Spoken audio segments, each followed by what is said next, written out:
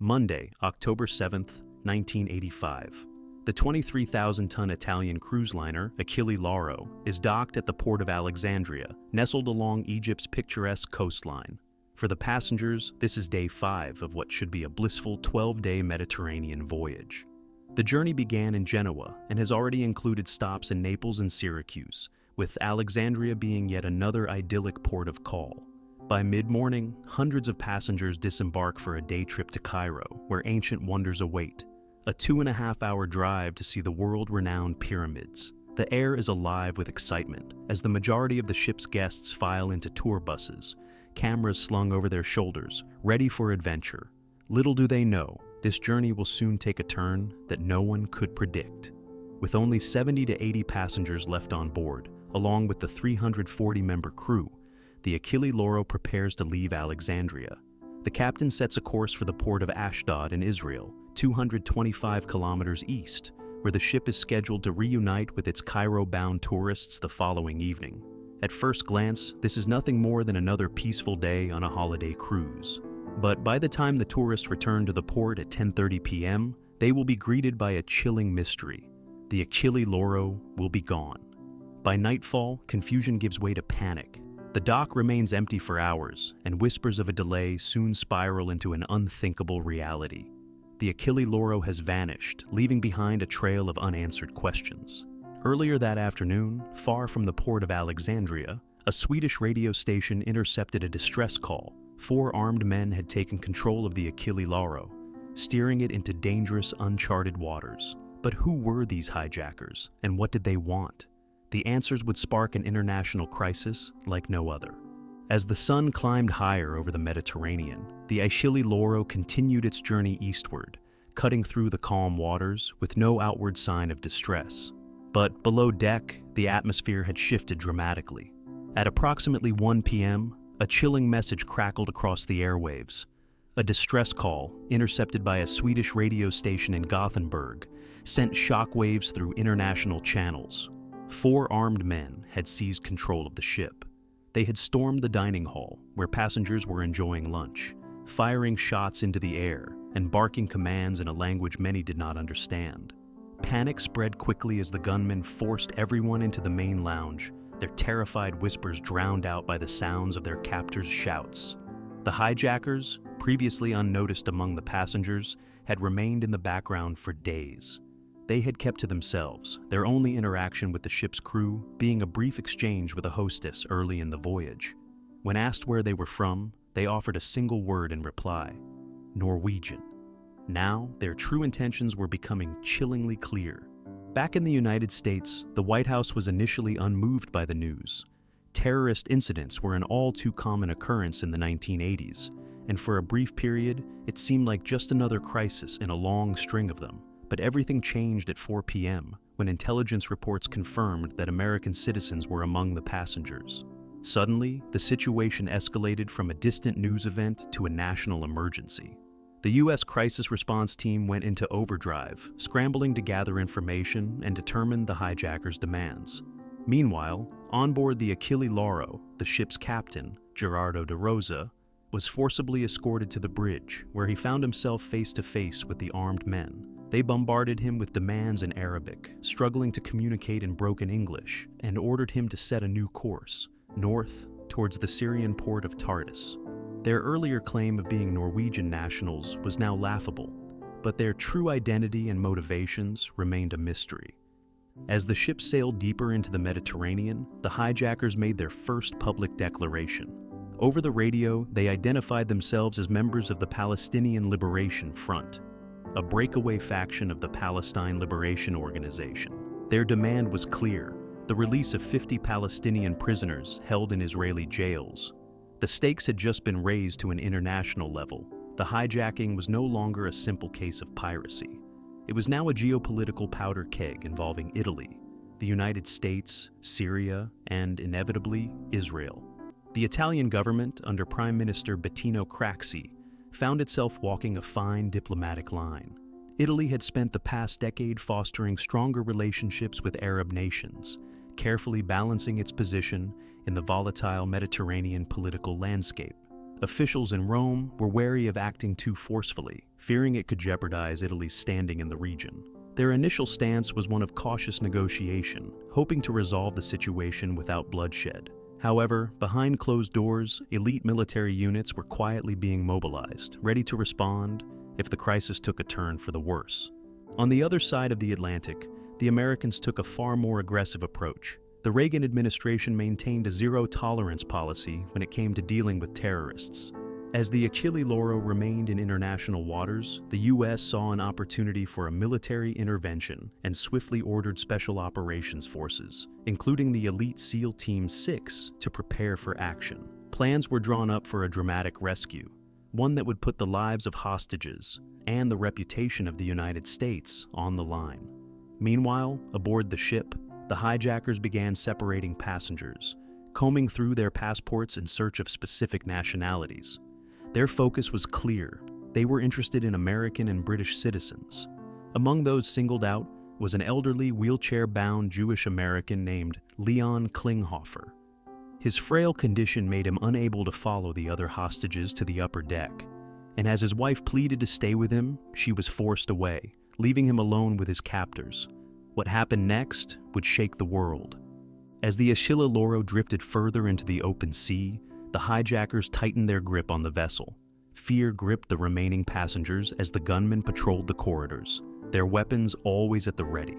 By late evening on October 7th, the ship neared the Syrian coast, and the hijackers made their first direct demand to authorities.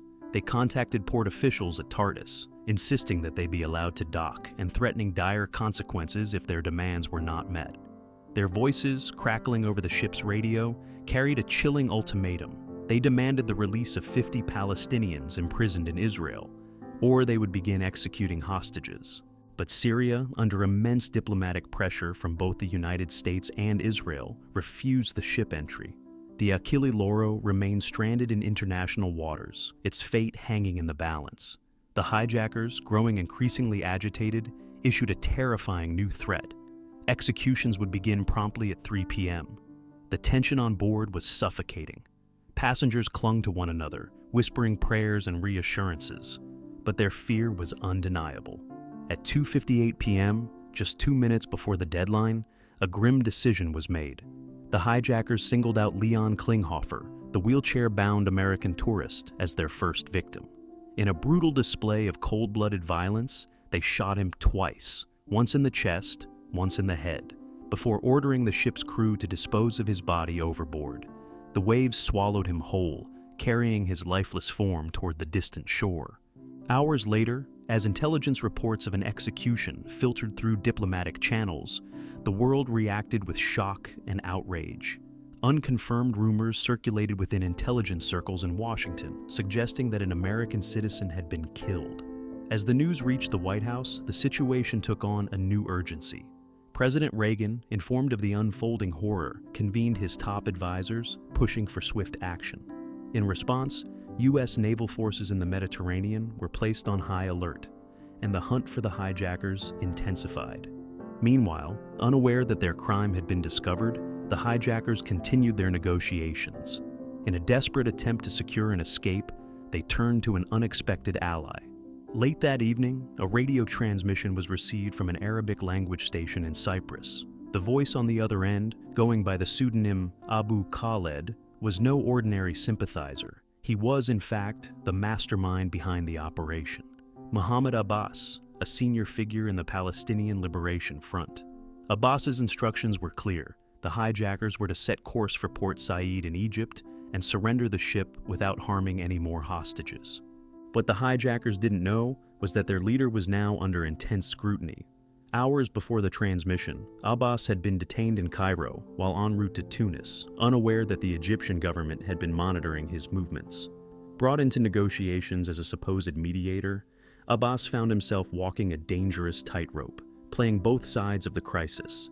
The Italians and Egyptians, eager to resolve the situation without further bloodshed, accepted Abbas's involvement, though suspicions about his true role in the hijacking were growing. As the Achille Lauro slowly made its way toward Port Said under the hijackers' watchful eyes, diplomatic efforts to end the standoff quietly escalated behind closed doors. The Egyptian government, wary of provoking further violence, negotiated a deal with the hijackers, safe passage in exchange for the lives of the remaining hostages. At 1:30 p.m. the following day, the captain of the Achille Lauro made a statement over the radio, reassuring authorities that all passengers were unharmed. But what he did not say, what he could not say, was that Klinghoffer's blood had already stained the decks of his ship. For a moment, it seemed like the crisis was over. The hijackers, believing they had secured their freedom, disembarked in Port Said under the watchful eye of Egyptian authorities and disappeared into the bustling streets. But the United States had no intention of letting them slip away unnoticed. A new plan was already in motion, one that would lead to a dramatic confrontation in the skies over the Mediterranean. As the hijackers disappeared into the Egyptian mainland, the crisis seemed to be drawing to a quiet close.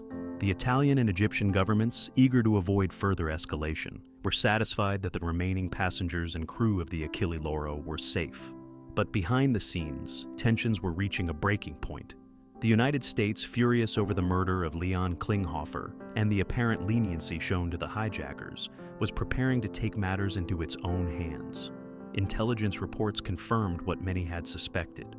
Egypt was facilitating the hijackers' escape, planning to discreetly fly them to Tunis, where they would find sanctuary with the Palestinian Liberation Organization. By October 10th at 6 p.m., American intelligence had tracked the hijackers to Al-Maza Air Base in Cairo, where they were boarding an Egyptair Boeing 737 bound for freedom. Egyptian President Hosni Mubarak, facing mounting international pressure, publicly claimed that the hijackers had already left the country and that he had no knowledge of their whereabouts. In reality, the plane was just preparing to take off.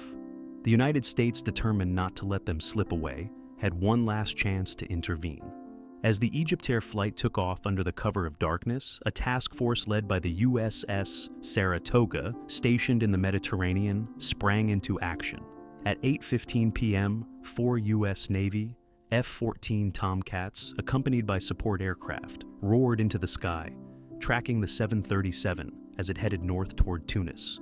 With surgical precision, the American fighter jets intercepted the plane just off the coast of Sicily. The pilots established radio contact with the Egyptian crew, issuing a stern ultimatum: follow us to NATO's Sigonella Air Base in Sicily, or be forced down. With their communications jammed by U.S. radar planes, the Egyptian pilots had little choice but to comply. They altered course, and just after midnight on October 11th, the plane touched down in Sicily, where an entirely new standoff was about to unfold. Unbeknownst to the Americans, the Italian government had only been informed of the operation moments before the aircraft landed. The sudden arrival of an unauthorized U.S. military intervention on Italian soil was seen as an affront to national sovereignty, and tensions escalated rapidly. On the ground at Sigonella, an extraordinary scene played out. As soon as the hijackers were secured inside the plane, a contingent of 80 U.S. Delta Force operators and Navy SEALs surrounded the aircraft, weapons at the ready, prepared to take the suspects into custody and fly them back to the United States for trial. But within minutes, Italian military forces responded in force. A battalion of Italian Carabinieri and Air Force troops arrived, surrounding the American commandos with orders to block their departure. What had started as a covert operation now turned into an international standoff between two close allies. For hours, the situation remained tense, with both sides unwilling to back down. Italian Prime Minister Bettino Craxi, furious over the lack of communication from Washington, insisted that the hijackers fell under Italian jurisdiction, as the crime had been committed aboard an Italian ship. The Americans, however, argued that the murder of Leon Klinghoffer, a U.S. citizen, gave them the right to prosecute. The stalemate continued deep into the night, as Italian reinforcements poured into the airfield, surrounding the Americans 3-1. Finally, after 4 tense hours of negotiation, a call came directly from the White House. President Reagan, recognizing the potential fallout of a military clash with Italy, ordered the American forces to stand down. The Italians, now firmly in control of the situation, took the hijackers into custody and prepared them for prosecution under Italian law. However, there was one unexpected figure among the detainees. Mohammed Abbas, the mastermind behind the hijacking, was also on the plane. Despite overwhelming evidence of his involvement, Italian authorities, citing a lack of direct proof, allowed Abbas to leave the country and continue to Tunisia, where he was welcomed as a hero by the PLO. This decision would strain US-Italy relations for years to come, as American officials accused Italy of allowing a known terrorist to walk free. The hijackers, however, would not be so lucky. Tried in an Italian court, the gunman responsible for Leon Klinghoffer's murder, Majed al-Mulki, received a 30-year prison sentence, while his accomplices were sentenced to between 15 and 25 years. But justice, it seemed, would be slow and incomplete. Over the years, several of the convicted men managed to escape Italian custody, and Abbas himself would continue his activities until his eventual capture by US forces in Iraq in 2003. The Achille Lauro hijacking left a deep scar on the international community. It exposed the fragile balance of diplomacy, the complexities of counterterrorism, and the devastating human cost of geopolitical conflicts. For the Klinghoffer family, the tragedy was a painful reminder of how terrorism could strike anyone, anywhere. And for the world, it was yet another lesson in the ever-evolving struggle between law, justice, and the pursuit of peace. In the aftermath of the dramatic standoff at Sigonella, the fallout from the Achille Lauro hijacking rippled across international borders, leaving diplomatic relations frayed and unresolved questions lingering in the air. The Italian government, having asserted its jurisdiction over the hijackers, faced mounting criticism, both at home and abroad. The United States, still reeling from the cold-blooded murder of Leon Klinghoffer, saw Italy's refusal to extradite the terrorists as a betrayal. In Washington, anger boiled over as officials accused the Italian leadership of prioritizing diplomatic relationships over justice. For the Reagan administration, the situation was a bitter pill to swallow. America had successfully intercepted the hijackers, only to be outmaneuvered in the bureaucratic chess game that followed. Despite intense pressure from the US government, Italy remained firm in its stance. The trials of the hijackers commenced in 1986, drawing international media attention. Majed al-Mulki, the hijacker responsible for pulling the trigger and murdering Klinghoffer, was sentenced to 30 years in prison, while his 3 accomplices received lesser sentences ranging from 15 to 25 years. However, controversy continued to dog the case. Over the years, several of the convicted hijackers managed to escape from Italian custody, sparking outrage and further straining relations between Italy and the US. The most notorious of these escapes came in 1996, when al-Mulki vanished while on a prison furlough, only to be recaptured in Spain 2 years later. Meanwhile, the mastermind of the operation, Muhammad Abbas, also known as Abu Abbas, continued to elude justice. After being allowed to leave Italy following the Sigonella incident, he settled in Tunisia and later moved to Iraq under the protection of Saddam Hussein's regime. The US government never forgot his role in the hijacking, and in 2003, during the Iraq War, US Special Forces captured Abbas in Baghdad. However, before he could be brought to trial in the United States, he died of natural causes while in US custody in 2004, leaving many feeling that justice had never been fully served. For the Klinghoffer family, the hijacking and its aftermath were a source of deep pain and frustration. Leon Klinghoffer's murder became a symbol of the cruelty of terrorism, and his family fought tirelessly to ensure that his legacy would not be forgotten. In the years following the hijacking, his daughters, Lisa and Ilsa, became outspoken advocates against terrorism and established the Klinghoffer Foundation to support victims of terrorist acts. Their advocacy efforts helped to bring attention to the human cost of such attacks and the need for stronger international cooperation in combating terrorism. Beyond the personal tragedies, the Achille Lauro incident had profound implications for global counterterrorism efforts. In the aftermath, governments around the world began re-evaluating their policies on hostage situations, maritime security, and the delicate balance between diplomacy and military action. The Reagan administration used the incident to justify its hardline stance against negotiating with terrorists, reinforcing the policy that no concessions would be made to those who sought to use violence for political gain. The hijacking also exposed the vulnerabilities in international maritime security, leading to significant reforms. In 1988, the International Maritime Organization, IMO, adopted the Convention for the Suppression of Unlawful Acts Against the Safety of Maritime Navigation, commonly known as the SUA Convention. This agreement, signed by numerous countries, aimed to strengthen legal measures against acts of terrorism at sea and improve coordination between nations in prosecuting such crimes. The Achille Lauro itself, after being freed from the grip of terror, continued its voyages for several more years before meeting a tragic end. In 1994, the aging vessel caught fire off the coast of Somalia and was ultimately abandoned, sinking into the depths of the Indian Ocean. For many, its final demise served as a haunting metaphor for the dark chapter it had once played in world history. Decades later, the Achille Lauro hijacking remains a poignant reminder of the complexities of international diplomacy and the relentless challenge of combating terrorism. It highlighted the intricate web of geopolitical alliances, the delicate interplay of law and justice, and the enduring struggle of those left behind to find closure in the face of unspeakable loss. Even today, the story serves as a cautionary tale, one that echoes in ongoing conflicts and the evolving threats facing global security. And while the ship itself is gone, the memory of what happened aboard its decks endures, a somber testament to the lives forever changed by a few moments of terror in the vast open sea.